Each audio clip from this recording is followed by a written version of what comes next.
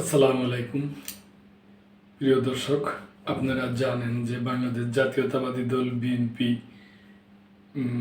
বিপুলভাবে জয়লাভ করছে। তো প্রসঙ্গত কারণে এখন ওনারাই সরকার গঠন করবে।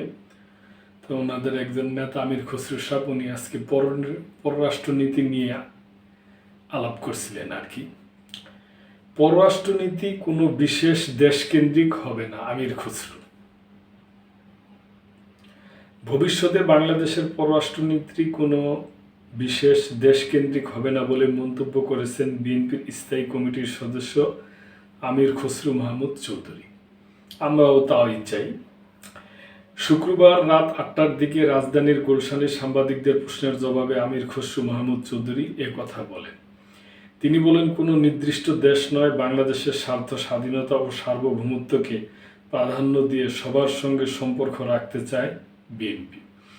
নির্বাচনে জয়ী হওয়ায় বিএনপির চেয়ারম্যানকে ভারতের প্রধানমন্ত্রীর শুভেচ্ছা জানানোর প্রসঙ্গে আমির খসরু বলেন, অভিনন্দন জানিয়েছেন, সেখানে বাংলাদেশের সঙ্গে কাজ করার বিষয়ে আগ্রহ ও সম্পর্ক উন্নয়নের বিষয়টি এসেছে। ত্রয়োদশ জাতীয় সংসদ নির্বাচনে বিএনপির জয় প্রসঙ্গে আমির খসরু বলেন, অতীতের যে কোনো সময়ের মতো এবারও বাংলাদেশের মানুষ বিএনপির উপর আস্থা রেখেছে।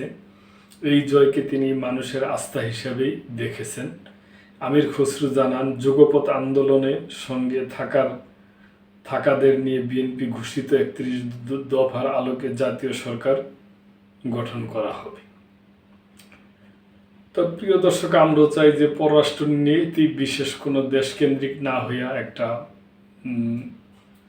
সব দেশের সাথেই যেন একটা ভালো সুসম্পর্ক হয় এবং ন্যায্যতা ও স্বচ্ছতার ভিত্তিতে হয়, আমরা তাই চাই।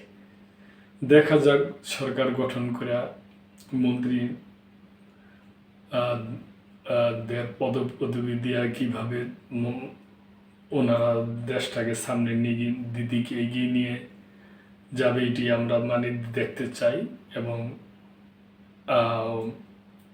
ওনারা যারা বিরোধী দল থাকবে, ওনারাও যেন সরকারকে সহযোগিতা করে এবং সরকার ওনাদের উভয় পক্ষই যেন কম্প্রোমাইজের মাধ্যমে দেশটাকে সামনের দিকে এগিয়ে নিয়ে যায়, এইটি চাই প্রিয় দর্শক আমরা। তো এ ব্যাপারে আপনাদের কোনো মন্তব্য থাকলে অবশ্যই করবেন এবং মেম্বারশিপ নিয়ে চ্যানেলটির পাশেই থাকবেন। আল্লাহ হাফেজ।